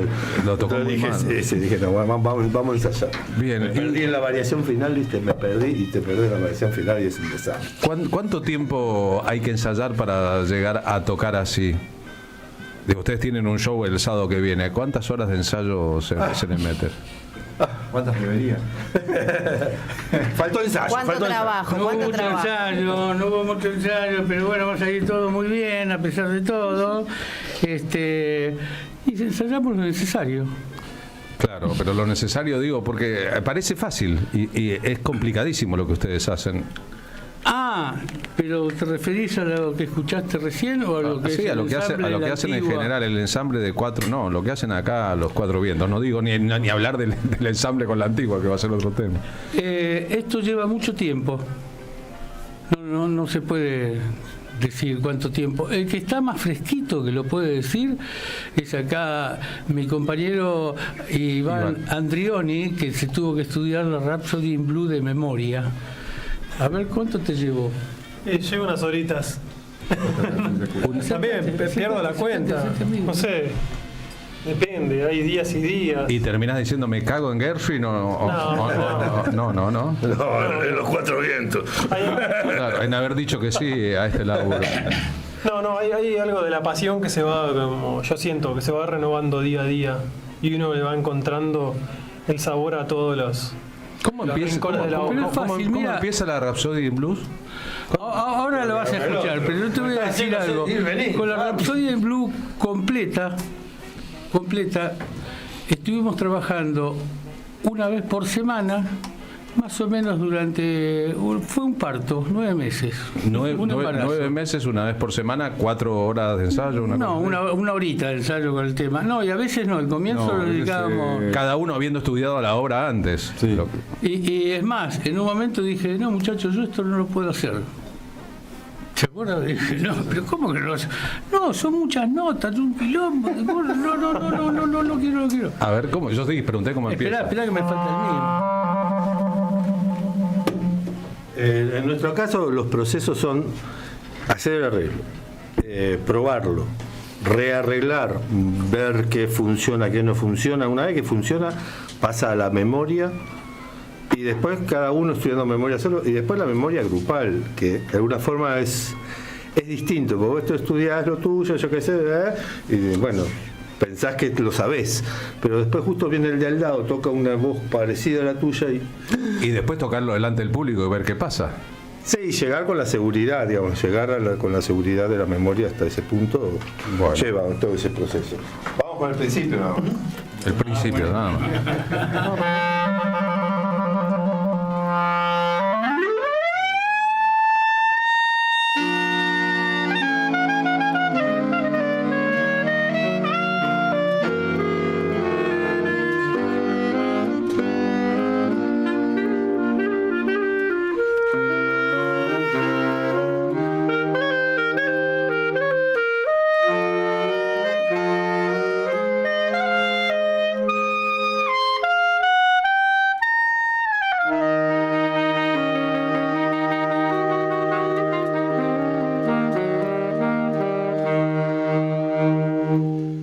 El resto en el DVD.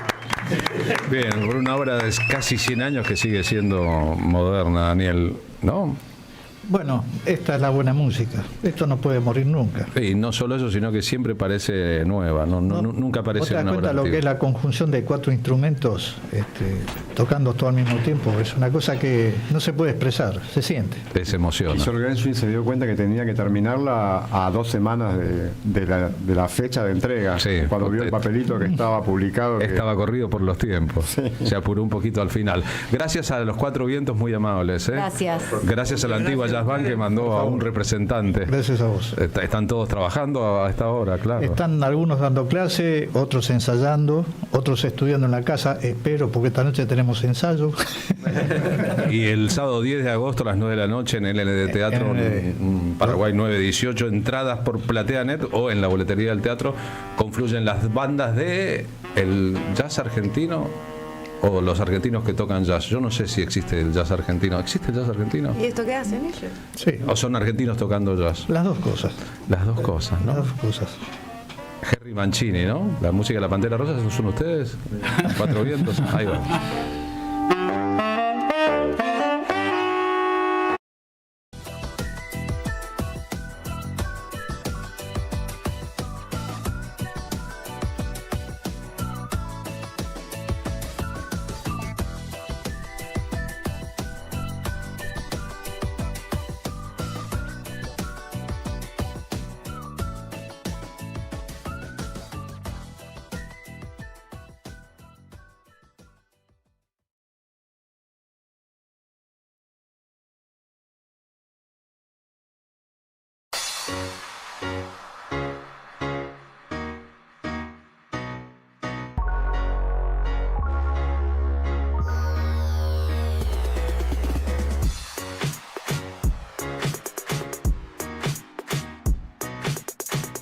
Seguí a la Radio de las Madres por YouTube.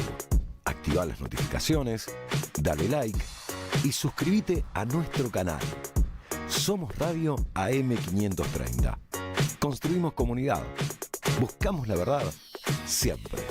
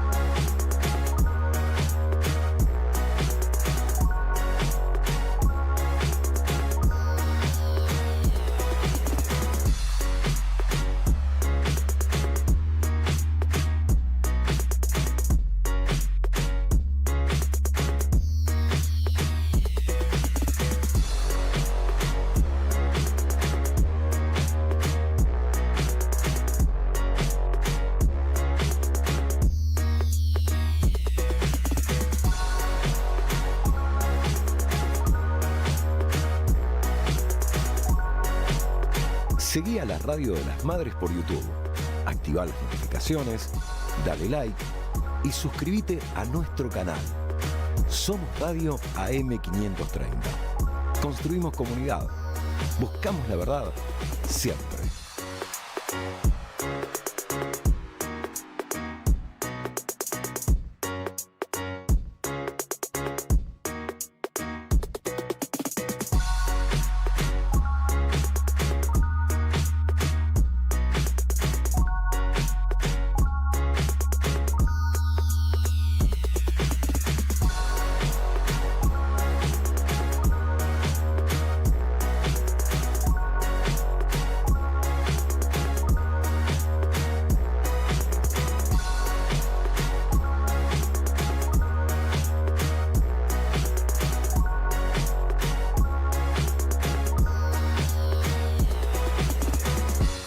Somos Radio AM530.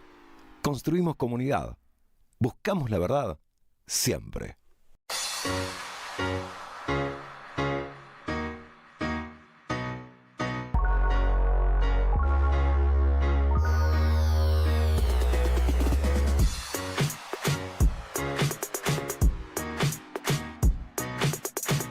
Seguí a la Radio de las Madres por YouTube. Activa las notificaciones, dale like y suscríbete a nuestro canal. Somos Radio AM530. Construimos comunidad.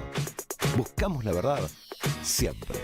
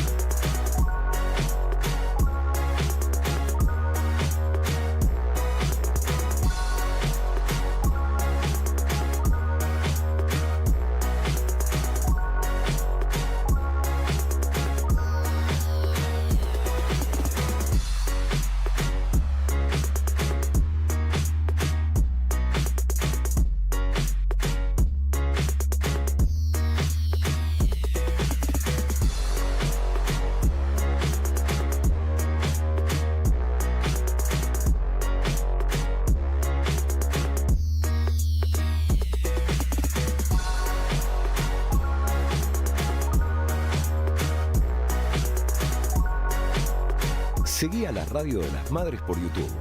Activá las notificaciones, dale like y suscríbete a nuestro canal. Somos Radio AM530. Construimos comunidad. Buscamos la verdad siempre.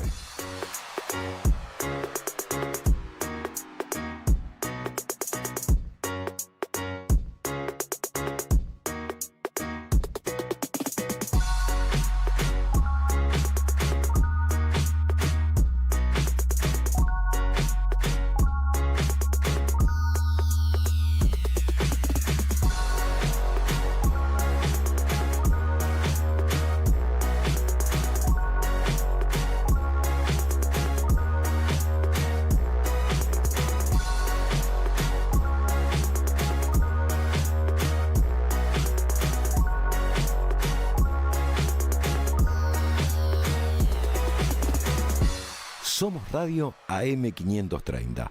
Construimos comunidad. Buscamos la verdad siempre.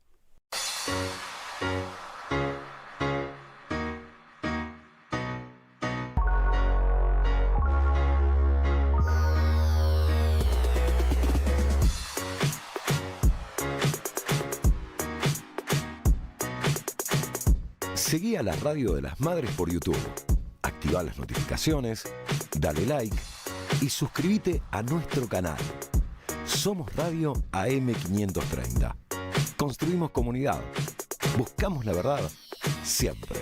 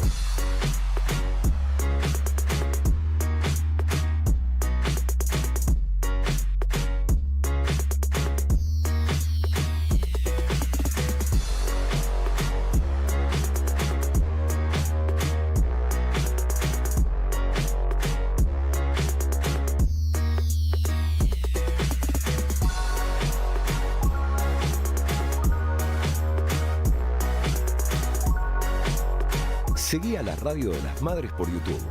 Activá las notificaciones, dale like y suscríbete a nuestro canal. Somos Radio AM530. Construimos comunidad. Buscamos la verdad siempre.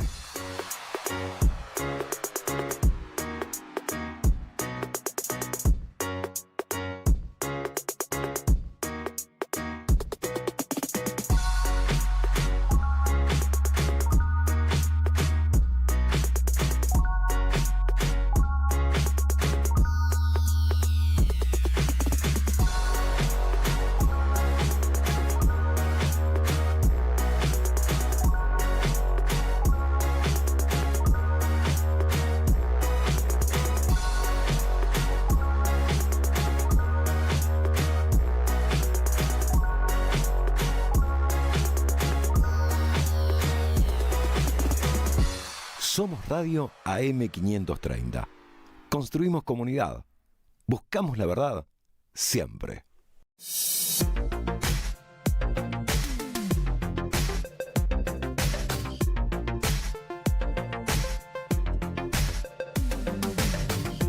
Seguí a la Radio de las Madres por YouTube. Activá las notificaciones, dale like y suscríbete a nuestro canal. Somos Radio AM530. Construimos comunidad. Buscamos la verdad siempre.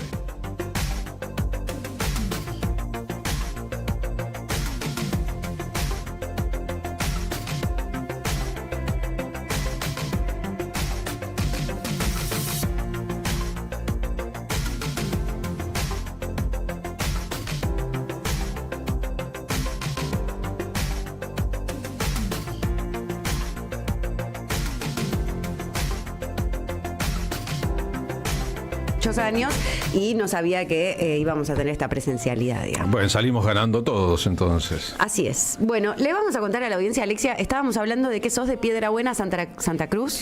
Sí, soy de Piedrabuena, de un pueblo chiquito que en este momento debe tener aproximadamente entre 7 y 10.000 habitantes.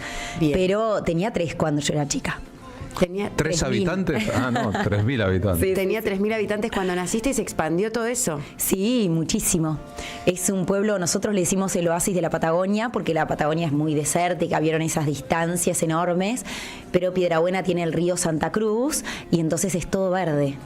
Ah, o sea que la gente va a Piedrabuena. Campo. Claro, da Piedrabuena porque tenemos la isla Pavón, que es toda verde, que uno se mete en el río. Es un río peligroso, así que hay que tener mucho cuidado. ¿Peligroso por la corriente? Sí, muy peligroso. O sea, tiene mucha correntada. Sí, tenés que saber dónde meterte. Ok. Y ahí tiene mucho verde y te criaste en Piedrabuena y te quedaste hasta los 16 que te viniste para acá. Sí. Bueno, o sea, de Piedrabuena para acá y además lo que dice tu currículum es que sos licenciada con honores en administración de la UBA. Sí. O sea, antes de actriz te metiste a estudiar licenciatura en administración de empresa, ¿de qué? Sí, o sea, en la UBA es licenciatura en administración. No sé, porque en otras universidades es de empresa. Sí.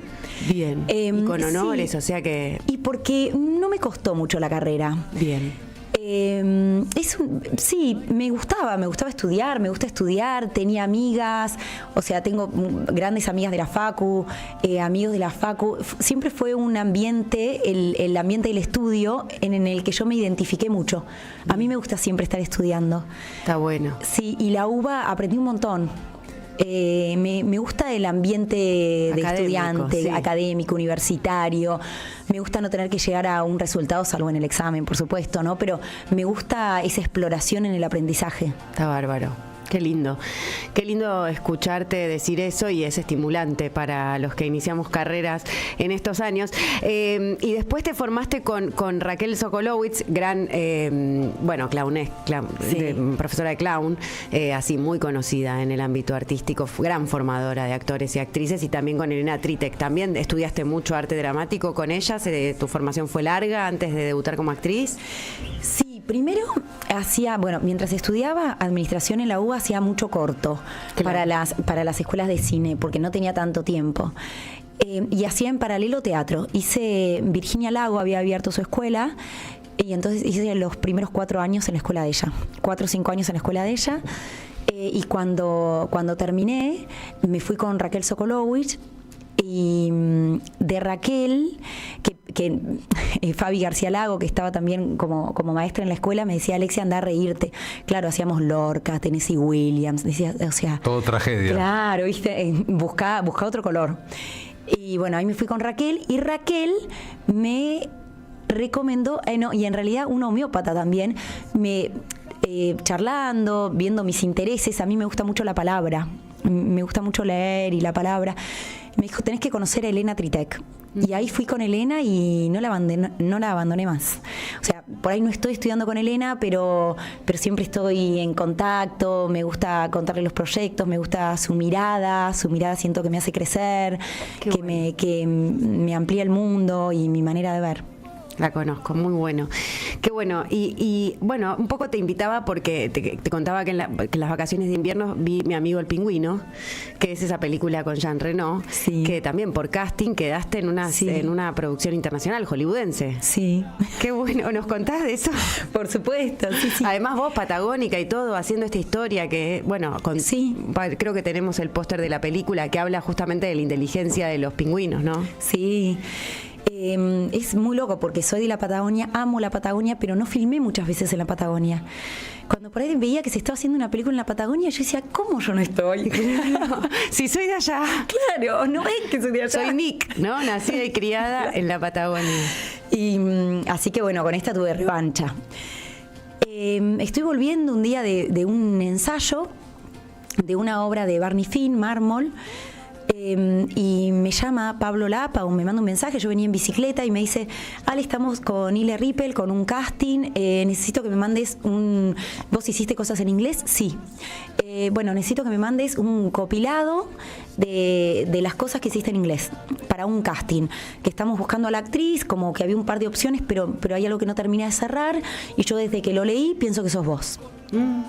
Muy lindo, muy lindo. Ahí llamo a Pablo Curant, mi editor, que él edita mi reel. Yo soy fanática de los reels, entonces cada tanto hago uno nuevo. O sea, también actúas en inglés. Sí. Bien. Y lo llamo y le digo, Pablito, por favor, esto es re importante para mí.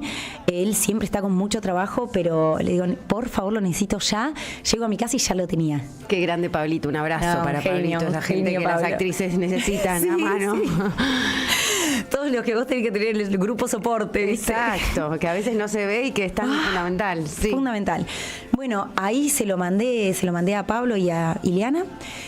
Y bueno, se lo mandaron al director, y el director también hubo algo que David Schurman, que el director, David Schurman, que es el director de la peli, hubo algo que él vio en mi reel que enseguida vio a Adriana, al personaje, y él peleó un montón. Porque, bueno, yo estoy muy contenta con los trabajos que he hecho, muy orgullosa de Pucca, entre otros. De Babylon, de Gastón Portal, sí. Gran serie. Pero no soy una actriz popular. Entonces, o mainstream, ¿no? Popular. Bueno, no sé cómo sería. Como que para ahora, para esas producciones y todo, necesitas una cantidad de seguidores, un cartel, lo que antes era un cartel, ¿no? Y ahora tiene que tener como un peso en redes o... Exacto. Una vez me pasó que me hackearon Instagram. Y a partir de ahí empecé como a ver, o sea, que por ahí uno trabaja un montón para redes, porque es una necesidad, pero de golpe te hackean, te quedaste sin nada. Y bueno, y volver a empezar en algo que encima por ahí no es tu naturalidad, cuesta un poco, ¿viste? El Merval de hoy también dice lo mismo que vos, Alexia. Claro, bueno, sí, bueno. Bueno, y entonces me quedé un poquito atrás. Digitalización, claro, descuidé algunos sectores. Entonces, bueno, ese era un punto que por ahí no me ayudaba demasiado. O sea, el director peleó para que vos fueras Adriana y mi amigo el pingüino de Jean Reno, porque los productores imponían a alguien más famoso. Y no sé si imponían, porque terminé siendo yo, pero lo habían pensado para determinado sector. Entonces habían pensado, por suerte, ahora están felices. Y yo estoy muy agradecida. Bien, a la película le fue muy bien en las vacaciones de invierno. Es una película re popular y la historia es muy linda. Cuando leíste el guión, cuando te tocó que era Jean Reno protagonista y que ibas a ser Adriana, la bióloga marina, ¿no? Sí. ¿Qué te pasó? ¿Cómo te preparaste para el personaje de Adriana? Y hablé con un montón de biólogos. Empecé a buscar biólogos que trabajen sobre todo con pingüinos. Y realmente el mundo de los biólogos, como la generosidad que tuvieron para contactarse conmigo, porque mis preguntas iban, por ahí no se ve en la peli, pero viste como vos siendo actriz me conocés tanto, el área que uno investiga un montón para que después eso se vea en una mirada, ¿no? Para que se sienta en algún lado. Y me contacté con un montón de biólogos y uno me iba llevando a otro, de uno a otro, como para ver quién estaba, y terminé hablando con un biólogo que vive en Puerto Madryn, y yo le mandaba, es más, le compré un regalo cuando estuve en Brasil y se lo mandé por correo a Puerto Madryn. Porque creí que lo iba a ver cuando filmamos en Pirámides, pero no lo vi, porque realmente lo volvía loco. Vos revisaste, o sea, yo reviso los mails de las preguntas, decía, pero yo leo esto y dice esto, pero yo me pregunto cuál es la sombra de eso, porque sí. Y me encantó, aprendí un montón. Yo tenía algo de, cuando leí el guión, había algo de Adriana que yo comprendía. ¿Viste qué te pasa cuando hay algo profundo de vos que decís, yo sé de lo que está hablando? Sí. Bueno, yo eso lo tenía eso, la Patagonia, lo desértico, el viento, el mar, tenía todo eso adentro. Y de chica vivía en Piedrabuena, muy cerca de una pingüinera, Monte León, que hoy en día es Parque Nacional. ¿Monte León es Parque Nacional? Claro. ¿Es una pingüinera? Sí, pero en ese momento no era Parque Nacional. Entonces nosotros nos metíamos y podías caminar cerca de los nidos de los pingüinos. O sea, acampar. Es más, una amiga de la infancia. ¿En la pingüinera? Sí. Una amiga de la infancia solía ir con sus papás y a veces me invitaban, y una vez acampamos ahí en la pingüinera, siempre con mucho cuidado. A nadie se le ocurría ir a meter la cabeza a un nido, ¿no? Obviamente. Claro. Hoy en día no se puede llegar hasta ahí. Porque ya es Parque Nacional. Ya es Parque Nacional, está reservado. Pero bueno, había algo de la peli que yo conocía, y lo que no conocía quería conocerlo. Claro. Entonces quería saber.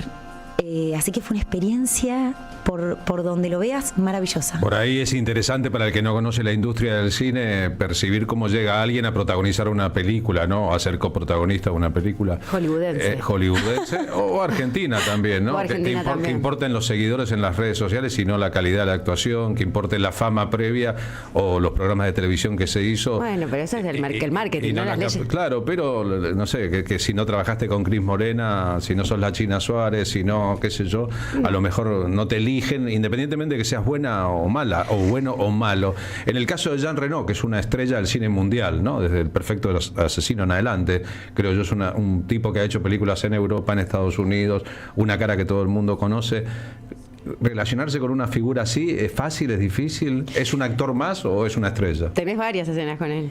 No, el tema es que la película, que es basada en una historia real de un albañil, pero que en la película es pescador, porque daba más para la historia. Él es Jean Reno, este hombre rescata un pingüino de un derrame de petróleo. Y el pingüino durante 6 años lo va a visitar. Y nosotros somos unos biólogos argentinos que nos damos cuenta que ese pingüino es argentino. Y entonces ahí se divide como entre las opciones de qué hacer con... Nosotros nos damos cuenta que ese pingüino es especial, y hay un biólogo, que es Nico Franchella, que dice, bueno, este pingüino no va a sobrevivir. O sea, no está adaptado a cómo él debería estar viviendo a modo pingüino. No tiene un modo pingüino, es un pingüino que resalta. Bueno, nos ha pasado en la realidad y en la ficción. Sí, y entonces... fuera de serie. Sí, y yo estoy diciendo, bueno, pero déjalo, ¿entendés? Deja que él va a encontrar su camino. Uh-huh. Ahí tenemos como una discusión, y ese es nuestro gran dilema en la película, el dilema de los biólogos. ¿Qué hacer con este pingüino que es especial? Bien, pero no me contestaste sobre Jean Reno. ¿Interactuaste con él? ¿No estuviste con él? Y nos cruzamos, no teníamos escena juntos, porque nosotros somos unos biólogos que estamos en la Patagonia, y él es un pescador que está en Brasil. O sea, hiciste una película de Jean Reno, pero no lo viste. ¿Vos lo podés creer? Claro, sí. O sea, es interesante también. Interesantísimo, porque es más, tendría que haberle ido a golpear la puerta del hotel. Dice, yo soy la bióloga. Yo soy la bióloga, ¿no me querés conocer? Jean Reno, hola, soy Adriana. ¿Viste qué pingüino maravilloso que vas a buscar a Brasil? Después eso cambió, pero hubo un momento en que Robert De Niro y Al Pacino hacían películas juntas y no tenían ninguna escena juntas y no se veían nunca. Después cambió en una película eso. Bueno, estoy esperando que eso cambie. Claro, que eso cambie para... Qué grande, eso tiene que cambiar para que... No, porque tenías de compañero a Nico Franchella y hay otro biólogo más... Rochi Hernández. Sí, somos 3. Argentinos, porque el pingüino es argentino. Claro. La historia es basada en una historia real, sí. Pero tiene un libro, ¿es novela? No. Viste que yo me preguntaba recién si existe el jazz argentino o existen músicos argentinos de jazz, que es una cosa distinta. Sí. ¿Los pingüinos tienen nacionalidad? Bueno, hola, yo soy un pingüino chileno. No, pero yo soy un pingüino de Alaska. No sé. Bueno, los que están en la pingüinera de Monte... Claro, son argiebuenos. Los que nacen ahí son argentinos. ¿Existe un modo argentino de ser pingüino? Y bueno, ella es una pingüina de Piedrabuena, es argentina, es nuestra, pero actúa en inglés. Para un montón de extensiones. Pero ¿tienen nacionalidad de los animales? Ellos no se enteraron, pero nosotros sabemos que sí. Exacto, como los guanacos. Tienen un hábitat, que es otra cosa. Eso, tiene un hábitat. Un hábitat, un entorno, un lugar natural que los predetermina o les ayuda a ser quienes son.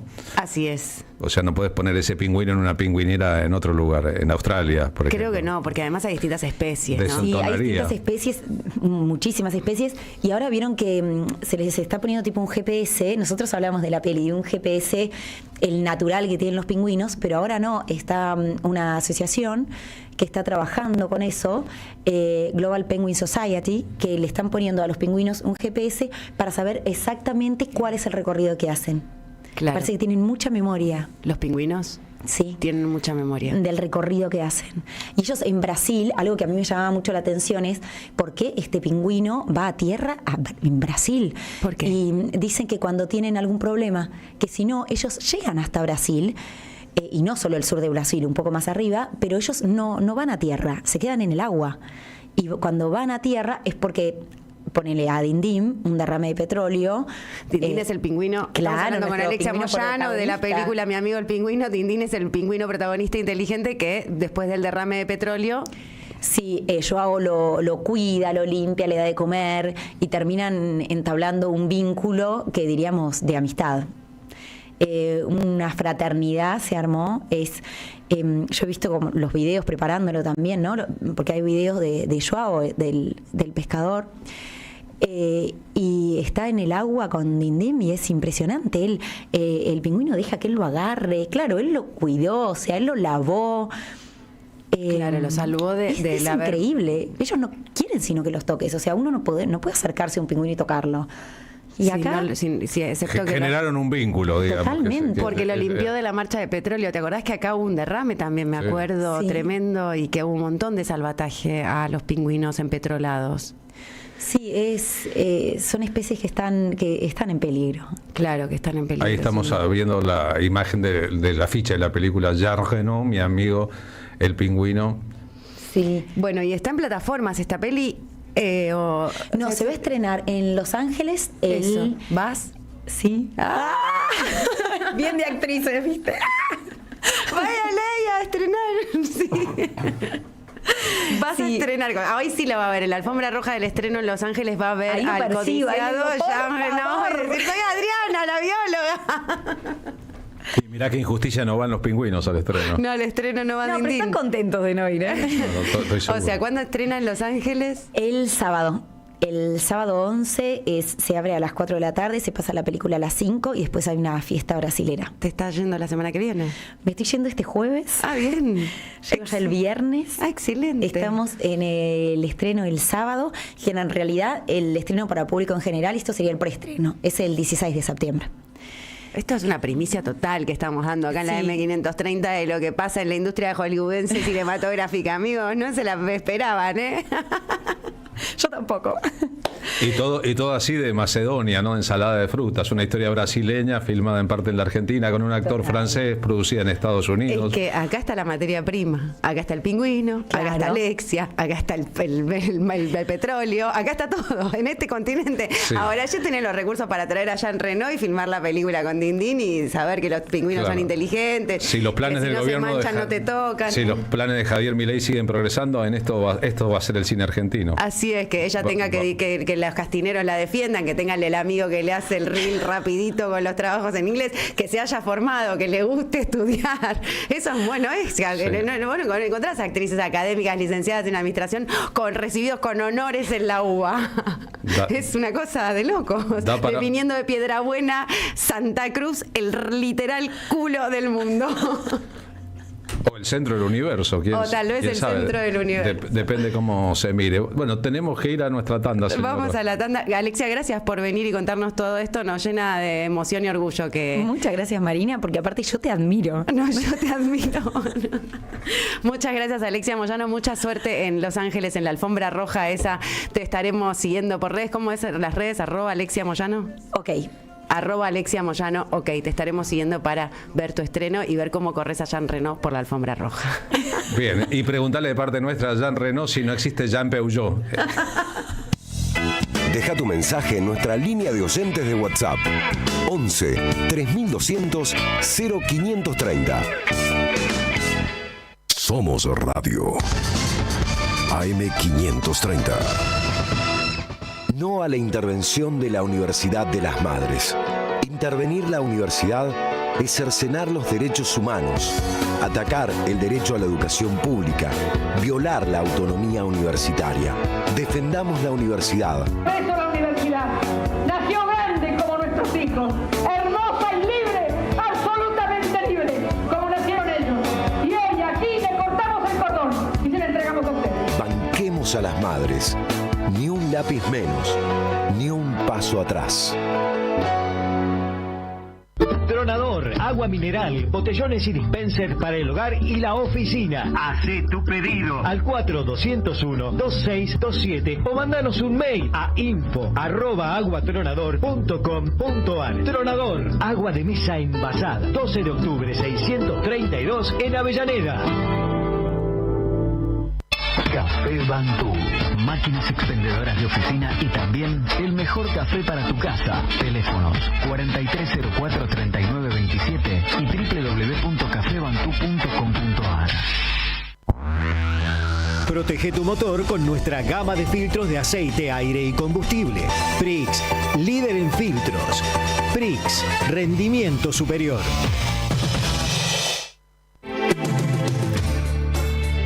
Llega la noche y AM530 enciende las luces para no perderse en el camino. A las 20, Sandra Russo exprime la actualidad argentina y ofrece Jugo de Limón. Información y reflexión para ir cerrando el día. Cuando el reloj empieza a dar las últimas vueltas, Camilo García no pierde la calma. A las 22, minutos contados. La mejor manera de bajarle la persiana a la jornada. Todo está en AM530. Somos radio. Buscamos la verdad siempre. Auspiciaron la tarde con Carlos Polimeni. Una provincia donde siempre hay más para descubrir. Todos los destinos y todos los paisajes. Buenos Aires.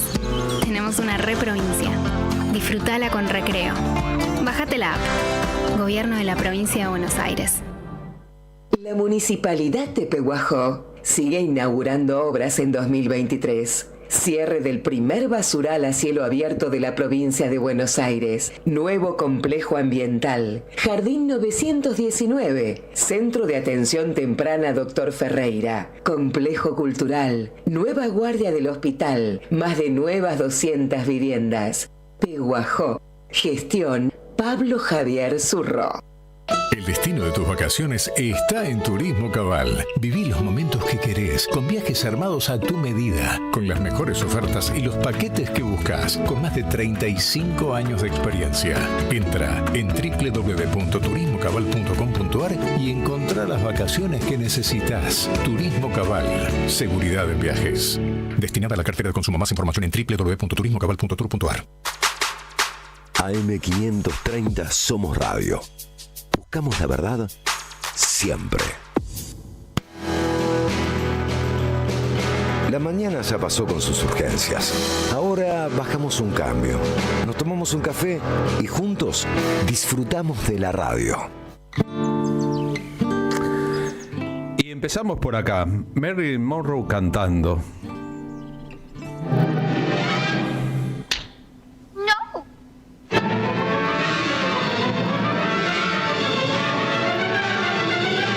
Los diamantes son los mejores amigos de las chicas. El papel al que la condenaron. No. No, no, no, no, no, no, no, no. Cuando Marilyn murió, 5 de agosto de 1962, sobredosis accidental de tranquilizantes, dejó todos sus objetos personales en manos de Lee Strasberg, un famosísimo maestro de actores, además director de cine. Había sido su profesor. Cuando el hombre que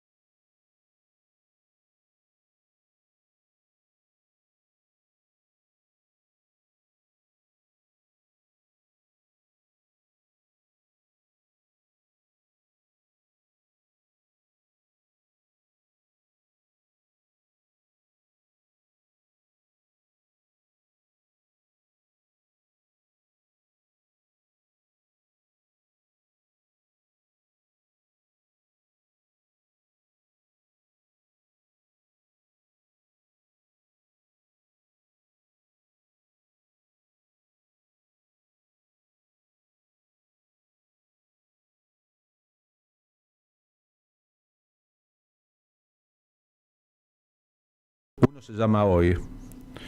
Hoy no tengo ninguna preocupación. Hoy respiro aire libre. Y al aire libre hoy no sufro.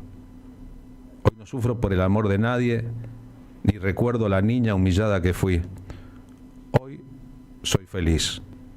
Hoy quisiera estar muerta. 2. Sola. Sola. Estoy sola. Siempre he estado sola, pero hoy ni siquiera me tengo a mí misma para hacerme compañía. 3. Tal como soy. Soy hermosa por fuera, pero horrible por dentro. Por eso me avergüenza mirarme en el espejo y en los ojos de los demás. Temo que me vean desnuda, toda mocos y llanto, tal como soy. 4. Vergüenza. Qué vergüenza tener 30 años y ser una niña asustada. Qué vergüenza que todos me miren y tener ganas de llorar. Qué vergüenza los periodistas preguntándome cosas y que yo no recuerde ninguna de las cosas inteligentes que aprendí para responderles. Qué vergüenza esta máscara de hermosa rubia tonta que tapa mi verdadero rostro de tonta rubia tonta. Marilyn, la cenicienta de las mujeres. Charly García, con La máquina de hacer pájaros. ¿Fue accidental la dosis de somnífero que consumió esa noche? Su relación con el presidente JFK tuvo que ver con su muerte. ¿Era la rubia tonta que ella decía creer ser? ¿O era una mujer sensible e inteligente triturada por la maquinaria del poder?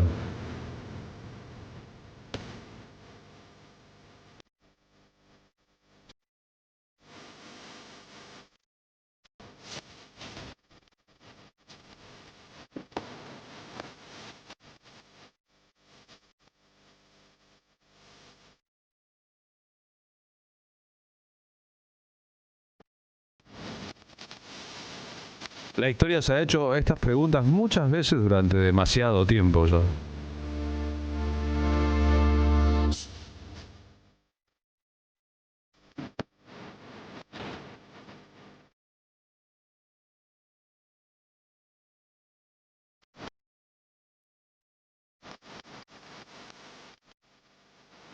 Charles Bukowski, gran poeta estadounidense nacido en Alemania, escribió al enterarse al día siguiente de la muerte de Marilyn: me gustaría tanto decirte que esto le pasa a los osos y elefantes, a los tiranos y héroes, y hormigas y ranas, y que aún así nos trajiste algo, algún tipo de pequeña victoria, y por eso digo, bueno, y no estemos tristes más, como una flor seca y desechada, olvidamos, recordamos, esperaremos, niño, niño, niño. Y levanto mi bebida un minuto completo y ella sonríe. Para Marilyn Monroe, ardiendo en el agua, ahogándose en llamas.